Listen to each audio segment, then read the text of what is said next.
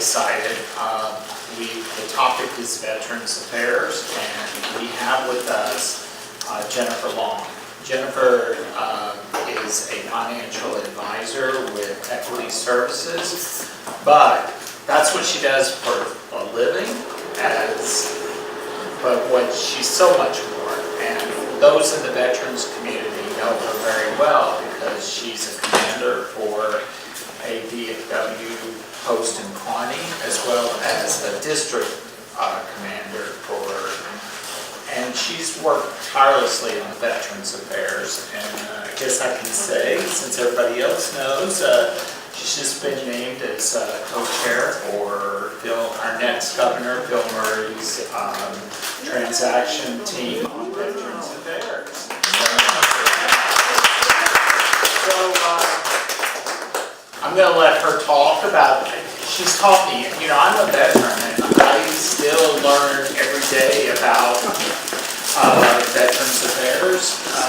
And when I have a question, this is my go-to person. So looking forward to hearing more from Jennifer. Thanks. All right, thank you. Can you hear me fine? Well, thank you for inviting me. What a lovely pool house. What a view. So just to give you a little more background about myself, all right? I'm a U.S. Army veteran.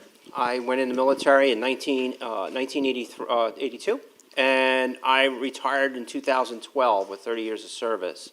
I retired at the rank of Sergeant Major. That's the highest of enlisted ranks. I climbed my way all the way up. With that, I've served my tours overseas. I've served in Desert Storm. I worked in a prison in Guantanamo Bay in Cuba, Gitmo. Did that for 18 months. I've been in Iraq. I worked there in Iraq, chief of security of the third largest base in Iraq. I managed all the physical security in and out and around the perimeter of that base in the southern part of Iraq, what's known as Basra province, and that's right down by the only port of Mukasa. So I worked there. My last combat tour, full spectrum combat, I was 47 years old. I was sent back to Afghanistan.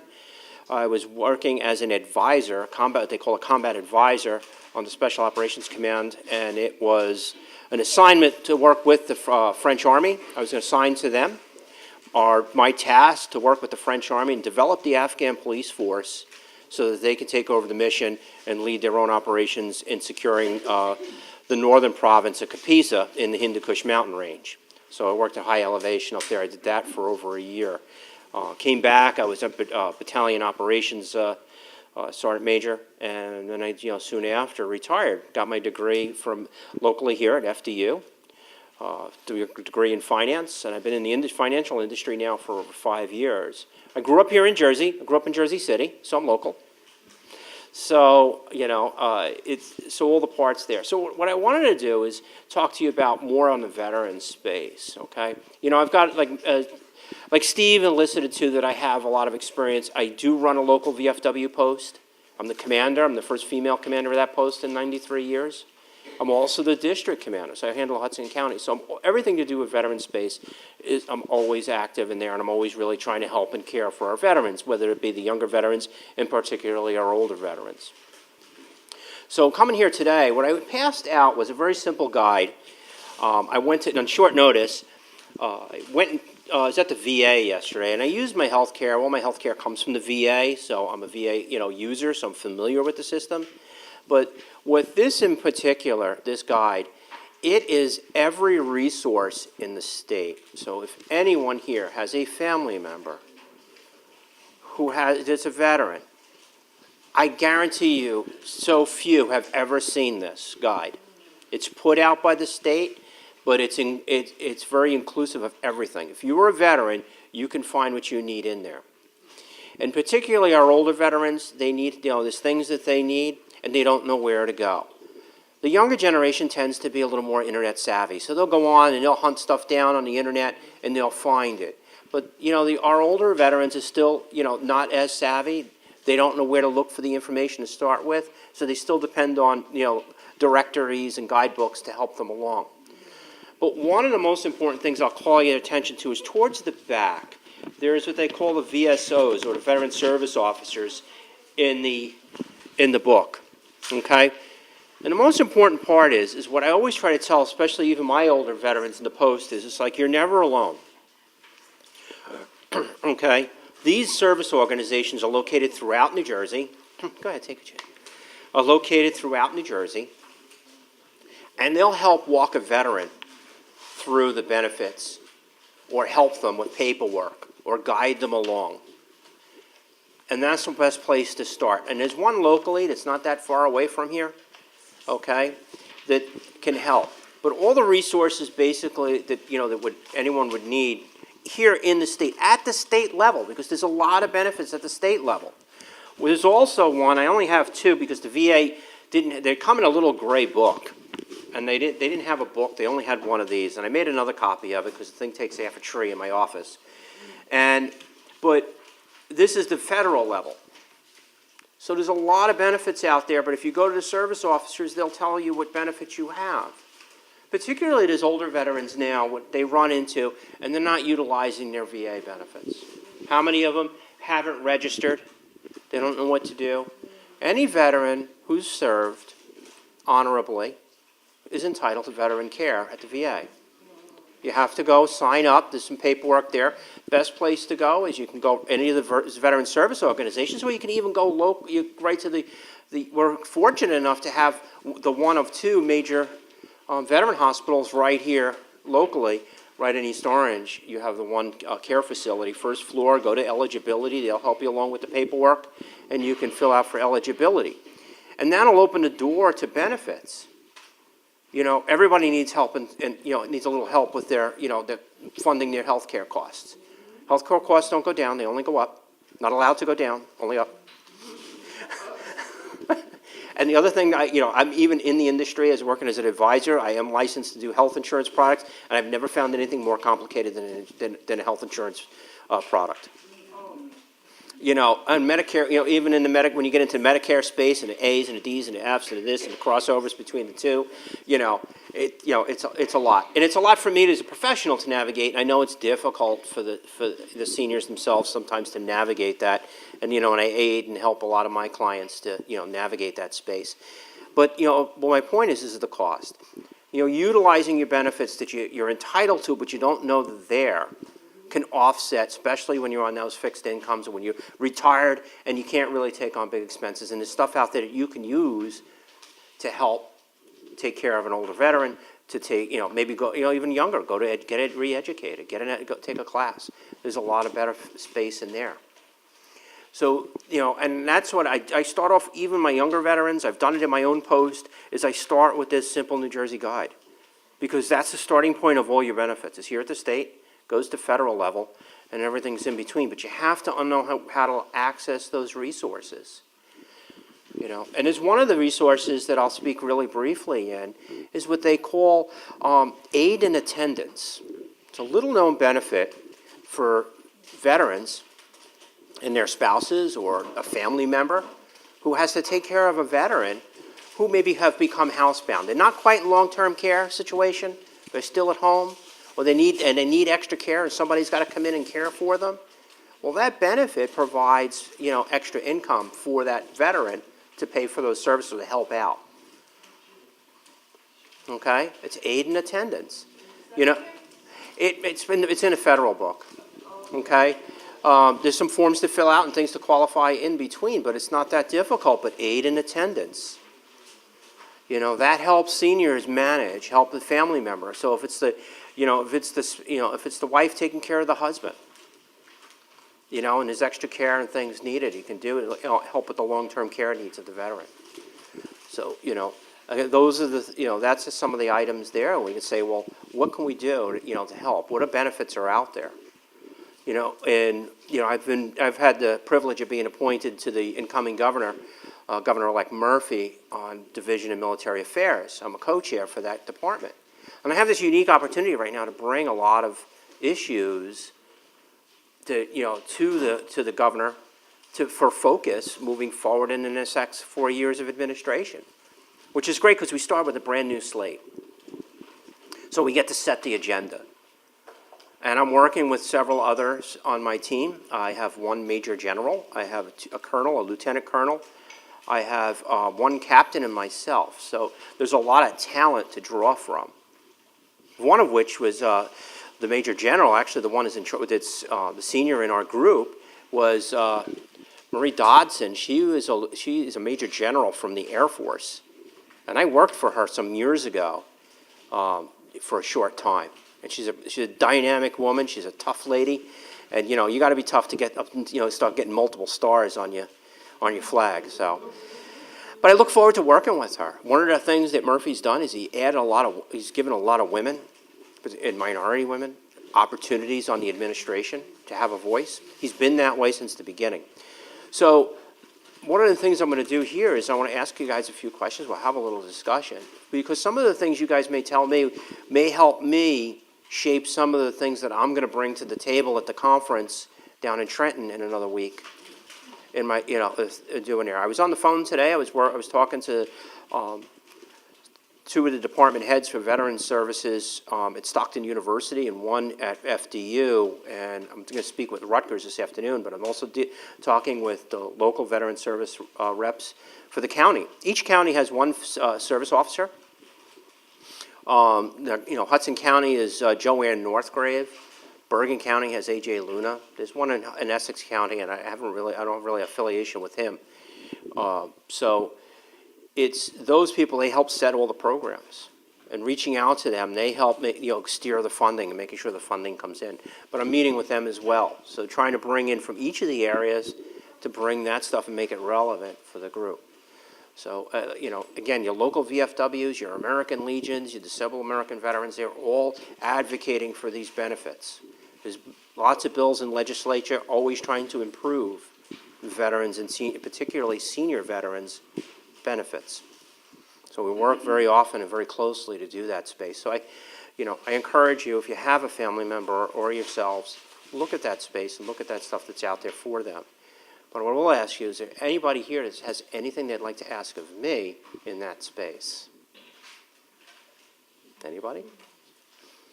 I have a question Sure. regarding mental illness as well as homelessness, for what's available.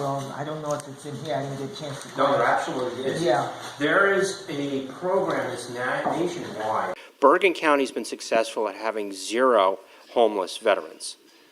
Essex County is close, Jersey City is close, but the major cities actually have an initiative to get the homeless veterans off the street, put them into affordable housing, get them the medical care that they need with the VA.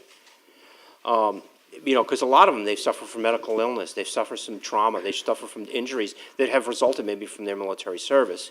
But if we get them the benefits they need from the VA, we can get them compensation for their injuries.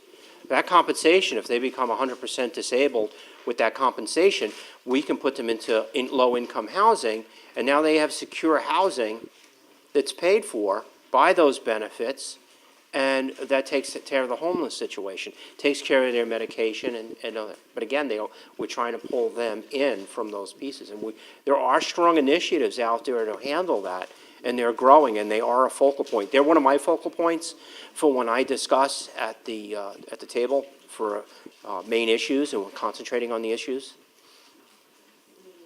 But you said they have to have 100% disability? Well, it varies. It depends on what they are. They can go from 10% all the way to 100%. Okay, like I have service-connected disability. My knees are done. I have a touch of PTSD. And I'm considered, because of my needs, because of some of the other issues, I have 60% disability. 60% disability is $1,069 a month. It comes directly to the veteran, tax-free. So it's $1,000. It's not taxable. It's not included in anything else. Doesn't go against your Social Security. Doesn't affect anything else. It's direct.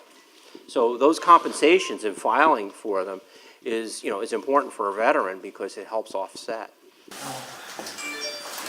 Anything else? What steps do they have to take? Do they just go to their local VA hospital? Do they make an appointment with a certain? Well, there's two ways to go about it. Like in the book, right? You look at the page and you got your VSOs, right? Your VSO would be could be a local contact. You can certainly go there.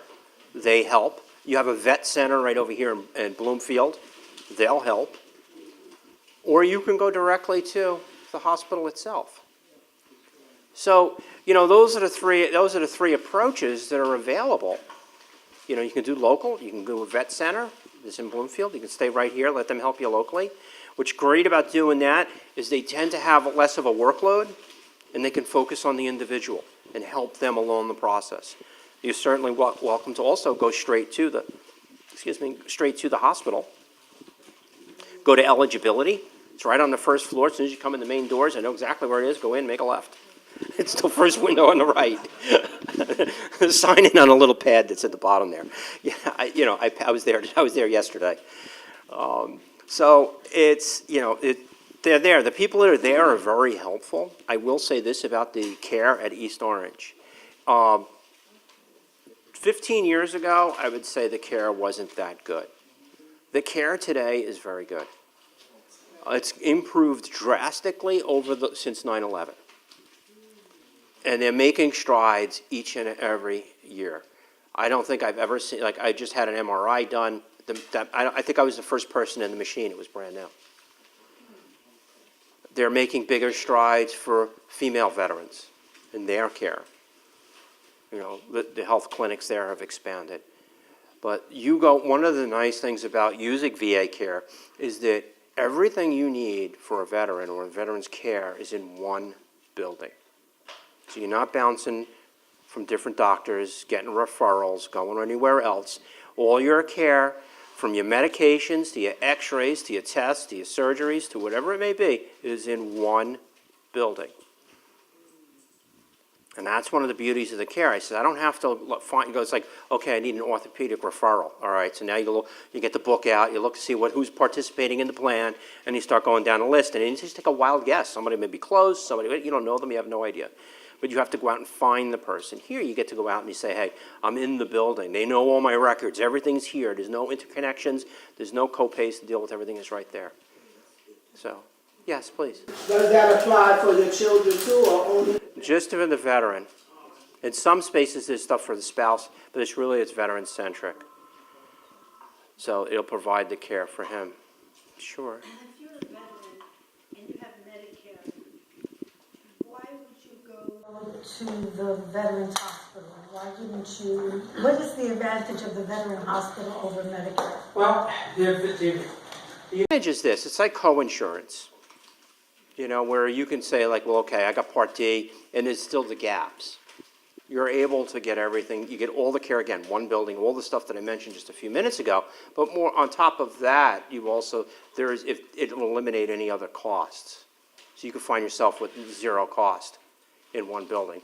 Like for me, at the threshold over 50%, I don't pay for any medications. Nothing. No co-pays, no nothing. Is it So, based on income? At different tiers it can be based on income. There's 5 tiers in care. They don't refuse any care, but obviously if your income is much higher and your military-related injuries or care or stuff that you're for military relations isn't that high, there may be a copay in there. But if you have the Medicare, then that one takes care of that. You follow. So the care, everything is covered. There's talking about long-term care, right? There's 3 major facilities here in New Jersey for, long-term care for seniors, for the aging homes. I've been just recently, last Sunday, been in the one in Paramus with my VFW. We hosted a bingo. We go there and host several events there a year. And I will tell you, it is a world-class facility. Those veterans don't want for anything. The place is spectacular. It's clean. It's well managed. The veterans are very well attended to, by far. Yes, absolutely. That place would be considered for their spouses as well. But top level care. 3 major facilities in the state of New Jersey. We also have a veterans cemetery that's Doyle down in South Jersey for veterans that wish to be interred in a veteran cemetery, and or they just don't have. I've had families I've dealt with that don't have. There was no insurance for the veteran. The families call and they say, "Hey, we need help. So we don't intern the veteran." And in a sad situation, I'm able to get them interred with dignity at the cemetery, at the military cemetery, and get the military honors down, there. Even as simple as military honors, just speaking on that for a second. In military honors, every veteran's entitled to that. Usually funeral homes, know, and you ask them. But again, if you reach out to your VSOs, you reach out to your VFWs, your American Legions, we can, National Guard, State of New Jersey has a team ready to go. Marine Corps has a team ready to go. Air Force has a team ready to go. And they'll come out and they'll provide the honors for that veteran for his service. So those things are all there for the family. And it's always a beautiful, dignified ceremony for them to honor their service. Again, so many things. Just in the aging space, the younger space, the educational benefits today. If you got young, anybody in your family who's young, who's a veteran, the educational benefits are getting better and better. They've taken a time limit out of the 9/11 GI Bill. So now, before you had a limited time to use it, they eliminated that. They freed up some of the space. The colleges are leaning forward on making it a better space, ensuring that they have a higher graduation rate, making sure they complete the school and get their education, their technical training. All that stuff is there for them. I encourage all veterans. A young veteran today can come out of the military, sign up for college, go to college, be paid while in college during the semesters. He can receive $2,100 to $2,300 a month just for housing alone, plus have the college paid, and a $500 stipend for books. So there's no veteran that should not, who comes out of the military, that should not take advantage of that benefit. That's just one of the single biggest benefits you get right from the start. It doesn't cost the veteran anything to buy into that program.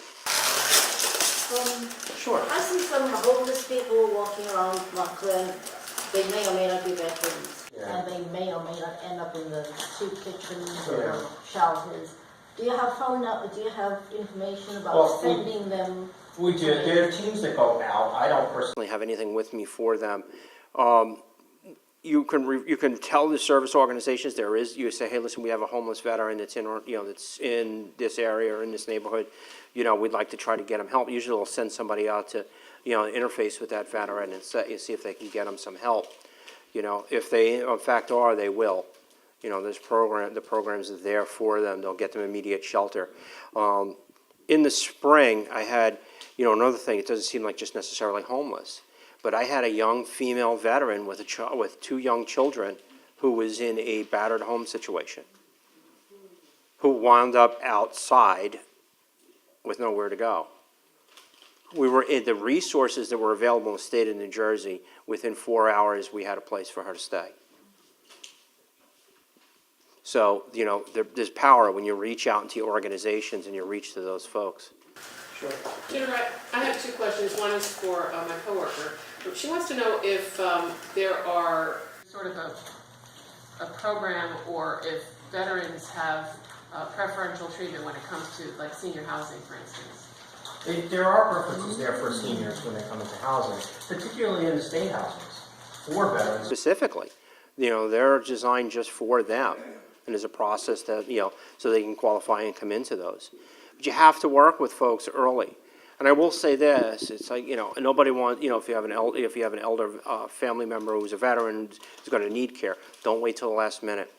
One of the things, I work with other professionals in a lot of elder care planning and estate planning, and a lot of times they just wait too long, and it's hard when you're reactionary and proactive. And I will say this on my business end, I do I do a lot of estate planning and financial planning, and you do see that the reluctance to plan. Things happen, life happens, but if you plan for them, you can insulate your family from a lot of other things. My other question was, what can we do as a community to support vets? And what do you think the best programs are? I mean, is it our local VFW hall? Is it directly? I know there are a lot of organizations that do letter writing. What do you think vets need, or what do you think the soldiers need? Well, the biggest thing One of the biggest things you run into is dissemination of information. right? What does that cost, right? Having this seminar today, right? Having another one just for maybe 1 or 2 specific veterans. The local VFWs will host them. You know, supporting them in their efforts to stay relevant and stay open. A lot of the VFWs are struggling in the state. Now, I had to close down a post this year in Hudson County that was probably close to 100 years old. Just the membership wasn't there, and the few that were holding it together decided they couldn't do it anymore, and I had the unfortunate circumstance to close it. But having those, helping out those researchers, but encouraging veterans to use the resources, help educate those that are stuff that's available, that they're not alone. The ones that are struggling, if they are, say, hey, listen, let's get you in a program. I can't tell how many even young veterans, they're coming out of service right now, and then they kind of get stuck in this little void. They're just in that space right after active duty. They're trying to get settled and reintegrate into society, but they don't necessarily know what they want to do. You know, I've got young guys that's like, well, just temporary employment. What do you do? What do you want to do? Let me find you a job. Let me get you stable, get some income in you. Get you out of the house and get you moving. Because a lot of guys will come home, and then that's when they're drinking, or there's drug use, there's depression, there's PTSD comes in. So we get them engaged and we keep them going, get them out and get them active. It's one thing. And then I say to them, like, listen, I understand you. I know you're not making a lot of money. Why don't you go to school and get paid? Go get a college education. Now, if you come out and you sign up and you go get accepted to FDU or Rutgers and you get a degree, so now you got a young guy in a local community that's got a Rutgers 4-year degree, maybe in business, maybe it's in sciences, maybe it's in technology, or whatever. He's coming out and he's now he can at least sustain himself, and get that education. He worked for it. It's his benefit. So that helps in that mid space, but I would have to say the single biggest thing is really education. I run into it over and over again, is letting people know the resources that are available and helping them use those resources, getting them to use them. So, question? Question and then just a comment. Sure. On the employment end of things. We all know people who employ other people.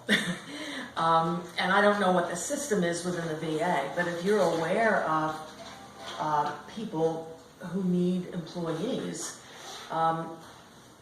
think about the vets, pass the word along, something like that, or encourage somebody that you know who's in that kind of a position to, hey, why don't you reach out to whatever the appropriate arm. No, I encourage any local business owners. It says, if you're hiring folks, it says hire a vet.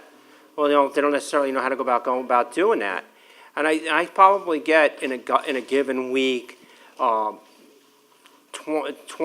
20 emails from Hudson County and other folks that are, they've been looking through the veterans. They're looking for veterans to hire. PSE&G is going through a big piece right now. Verizon hires veterans, has an active program to hire veterans. I get, there's about a dozen jobs at least every quarter that come out from just PSE&G alone. And I tell all my veterans, I say, look at me email, and I put them on the email roster. And if I do hear of one, I try to match them up pretty quickly. And it's really like a piece where mentorship comes in. Like, I get the young guys, we try to pair up, and we do what I call a battle buddy system. When we have that one new veteran who came in, and I try to give him somebody who's been around a while, try to pair up with him, look after him for a bit. If he needs to navigate something, we do that. But there's plenty of stuff out there to do, for the veteran to get that job. But he's got to use if he's out to the resources, but it's always an encouragement. Even, there's a veteran's preference for hire, which helps. Veteran-owned businesses get a priority on hire. So if you get a female veteran can have, priority as a veteran-owned business and as a women's-owned business. So, they have those priorities. So that, you can get, so if they're trying to get a little business off the ground, and they can get the help. They get help from the SBA because you're a veteran-owned business, and they can help them along. But there are resources out there. Your service organizations will know them. Your local veteran reps will know them. Your VFW should know them. They're out there. If you got to get connected to your resources. Sure. Something about the Sure. education / housing Yes. while you're in school. Are those only for veterans who've served in some kind of combat duty, or if somebody was stationed at the Air Force Base in New Jersey for the whole 4 or plus years. Yeah, they had to be on active duty for 4 months. Okay, so it's 24 months, but does it have to be No. overseas? In a No, foreign there's no combat requirement. They just had to serve on active. So any veteran, any service member who does 4 years of active service would be entitled to that. A reservist, National Guardsman, they've had to been deployed. Okay, they've had so many active days on active duty. Okay, so when it all totals up to 36 months of active overseas service or just active service, they're entitled to those benefits. You remember the National Guard and Reserves are 52% of the American military. So it's a big chunk of folks in the United States that belong to the Army Reserve and Guard. Sure. I was in World War II. I was a Lieutenant JG in the Navy. Yes.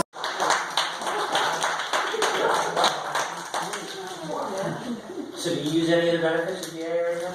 Not now. Okay. Except for the town gives me $250 off on my I know, isn't tax. Yeah, maybe it's like out of Kansas, that'd be a lot of money. Here in Essex County, you got to dig around and look for that discount. Oh, God. But I went to school afterwards. Go back and get extra. Yeah. And then they give you money to go Yeah, back. I'm considering now returning back to school for. So, because I still have benefit available. I have enough benefit to get through the master's. I think I'll have a little bit left over after that. So, go ahead. I was watching Channel 13 PBS the other night, maybe about a week ago, and they had this whole hour on the VA, and I was surprised to see quite a few problems. One was 20 veterans a day commit suicide. Yes. The other issue that they discussed that was concerning to me was access to care, that people don't really know how to get care, and they have very long waiting lines to get care. I will say that they have reduced the wait times because now that they have to refer them out if they can't get a reasonable appointment. They fixed most of that problem. Does it still happen? Yes. I've been waiting 6 weeks for an orthopedic appointment, and then I'm down in Washington D.C. next week, and that's where my orthopedic appointment was. So I have to move it. So I'm now another 2 weeks because I was scared. That's why I was by the eligibility and making appointments. It's like So the medical care, there's issues. There is that one stigma right now where we're having an enormous problem with suicide, and yes, it is fact. It's 22 a day. That are lost in the United States to suicide. And that's the moment I talked about when they first come home. There's a short critical time period. A lot of these young guys have seen multiple deployments. I remember we're in a period where America has been, involved in conflicts overseas for nearly 15 years, 16 years now. I've got, besides Desert Storm and Gitmo, I got 4 tours. I've got a total of 7.5 years of forward deployment. So I've spent a lot of time living outside the United States. I've spent a lot of time eating lamb and goat. So, yes, actually, I've learned to love lamb. Are the vets informed of this information before leaving the service? Let's say that it's their last year and they're coming out there young. Everybody knows about the GI Bill, but are they informed of all of this? They get some of that. Personally, on the National Guard side and the Reserve side, they get that guide. If you think about it, all right, who we're talking to about? We're talking about majority of guys, 18 to 24, even the gals, 18 to 24. All right, who's harder to penetrate than an 18 to 24-year-old? They're like a rock. So did they get the information? Probably. Did they keep it? Who knows? Did they listen? Very little. I mean, I was a sergeant major. I was the master of the 18 to 24-year-old. I had plenty of them. And they were hardheads, most of them. But the information is there. National Guard, so they do get briefed. So they, sometimes they don't necessarily understand the benefits. They may push them off, but they're there. The active duty side, however, is different. Active duty veterans, remember, may be released in Texas. Fly home. They don't get the state part. they'll get the federal, they're all briefed in separation. They all get briefings. The Army's will overwhelm you with briefings. But they get briefed about separation, the benefits available, college benefits, they get all that. But what they may not get is that local state piece. Because they're coming off of active duty, there's no real connection to them for the state level independently. So it's not like they're going to come back to the state of New Jersey. The state of New Jersey is going to capture all those new veterans, sit them all down and say, hey, see this book? Don't lose it. You know, and that part is not here in New Jersey. So it doesn't matter whether they're Army, Air Force, Navy, Marines, doesn't matter. It's all the same. Although you got reserves of for the Marine Corps, you have reserves for the Navy and the Air Force, but may have access to that. But any of the active troops may not have access, understand the state. But I will say this also too. Again, back to the younger generation. If they want something, they're savvy enough to go look for it. Come on, they all got a cell phone. You can't get it. You can't get them to use two hands at once. Either one hand is always on the phone at all times. Yeah, my daughter. I pull her phone out by the cord in her bed. That's how I get her out from under the covers. Go ahead. Oh, okay. There was just one more part to the program that I saw that was surprising to me. It seemed that everybody still has paper records at the VA medical centers. Is that true? Stuff is, all my stuff is in a computer system. They bring me up. There is they have a portal now for veterans. It's called My VA Health. And I can go on that portal and access all my records. I can communicate securely with my doctors. I can order my medications. I can download my records. I can check my notes. It's an interesting thing because before you would never be able to look at your notes. Now you can go back and you can read what the doctors are writing, what they're seeing in the files. So the records are there. They're all electronic. The days of the walking around with the big file under your arm are pretty much gone, although I still have mine and I will not let them go. But, there is stuff there. Most of all that stuff now is all electronic. I know you had a question. You mentioned the facility in Bloomfield. Is that a veteran service office? It's a vet center, yes. No, it's called a vet center. They're separate from the other ones. They're called vet centers.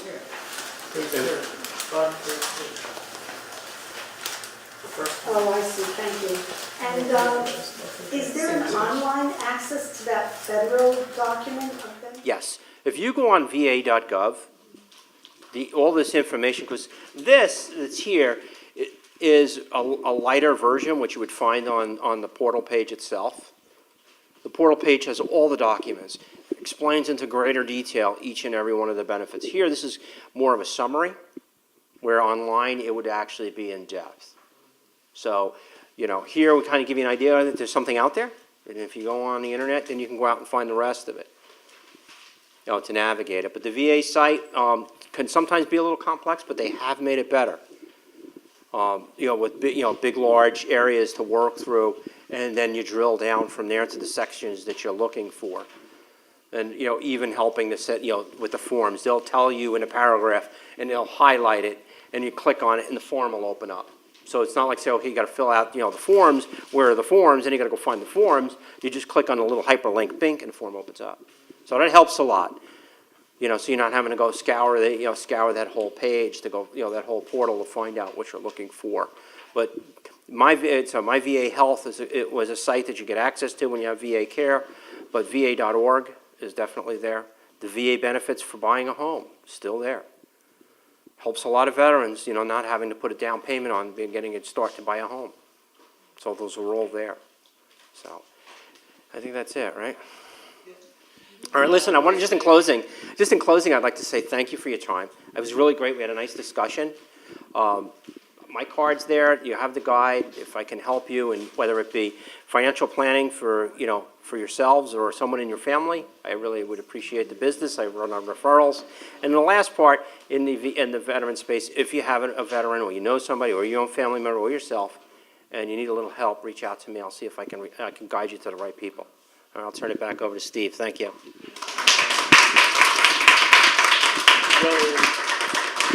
And second thank you. Jennifer stepped in today last minute for us because to fill in this space, so we're really grateful for that and really appreciate all the great information that you brought and try to bring forward in the future.